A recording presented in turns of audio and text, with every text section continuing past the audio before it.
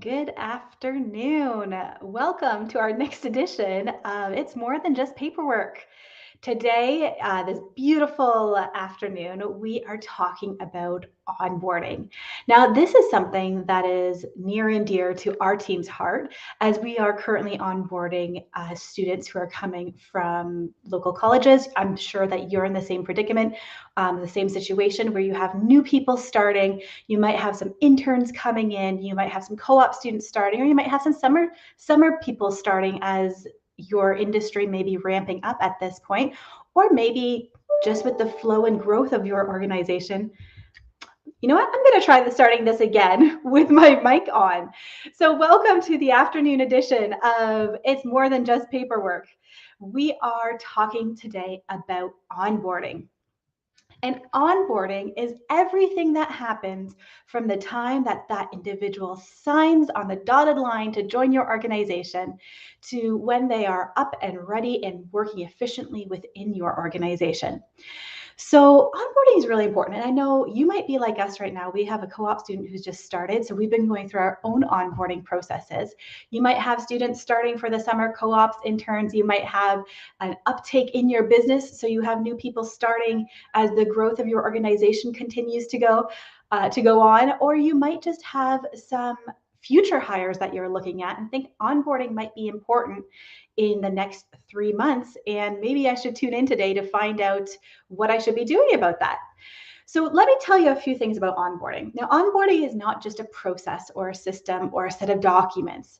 Onboarding is important because the statistics have shown that onboarding increases the engagement of your new hires, which means they are more likely to be a part, to have loyalty, to be engaged, and to be interested in your organization if you have a good onboarding program in place. What that means is that you've taken the time to recruit, to hire, to make the decision of this new individual. And that individual has taken all of this into account, your whole recruitment flow, and they are excited about joining your organization. Onboarding helps create and continue that excitement by helping them know that they have made the right choice in joining your organization. Onboarding also, and a great orientation at onboarding, I use those interchangeably, also is going to help increase the loyalty. So individuals who have a strong onboarding or orientation within the first few weeks, few days, few months of their hire have a longer time of hire. So they have a greater tenure at the organization. If there is no onboarding or a weak onboarding system, that often reflects a higher turnover of new individuals, as well as less loyalty to the organization. The third reason why you really want to have a strong onboarding system in place is because it will help your team members go from new employees to productive employees more quickly. And at the end of the day, that more efficient process for them to be in position and really giving back to the organization in a more timely manner means more money in your pocket, more efficiency in your organization. So those are the three reasons. There's many more why you want to have an onboarding program and a strong orientation. But let's talk about some of the things that come up. And let's be honest, as small business owners, we don't have a plethora amount of time to sit around and enjoy cups of coffee and do what we would really love to do if time wasn't a factor in an onboarding. Oftentimes, we have somebody joining us on a Monday morning and a crisis has happened 5 minutes before they walked in the door, or the things that you wanted to get done on the weekend got sidelined because of another emergency. And the whole experience that you wanted this new individual to have gets a little off track. A strong onboarding and orientation system will help make sure that despite what might come up, you can still provide a great experience to your new hire. So, onboarding, as I had said, begins at the time of the offer letter. It includes everything that happens from when they sign on that dotted line to when they walk in the door is considered onboarding. And why is that? because you're building that reputation, you're building that relationship with the employee. And at the end of the day, that relationship is really important to the engagement and loyalty to your organization. So, what things can you do from the point of which somebody signs on the dotted line to when they walk in your door? And there's some great best practices. There's some great things that you can do to help get them really excited about their new role, such as sending them a letter, sending them some swag, just keeping that communication rolling. Maybe sending them an email about what to expect, things like where to park, who to ask for, what to wear, where do they keep their lunch? Is there a fridge? What their first day is going to look like? What time they should arrive? Everything that will help them alleviate any nerves or anxiety they might have about this new role. Make sure that's communicated to them before they start. And that might be 3 to 5 days, maybe it's 7 days before they start. Think about what you've gone through with orientations and when you've started new roles. And what did you want to be included? Was it great to know what parking spot to park in, left side of the building, right side of the building? Was it great to know who you would be meeting with that day? What gave you confidence and made a great experience for you?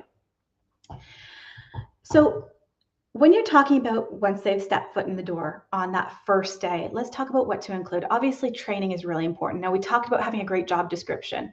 And one of the things I said about having a great job description is it easily turns into your training plan.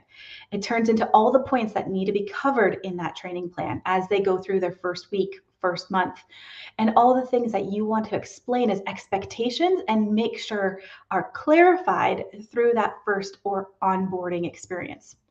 You also want to include all the documents that they might need to sign. So this might be policy reviews, this might be the personal information, emergency contacts, signing payroll and tax forms, and all of the things that you need for them to sign so that you can hire them, so you can pay them appropriately.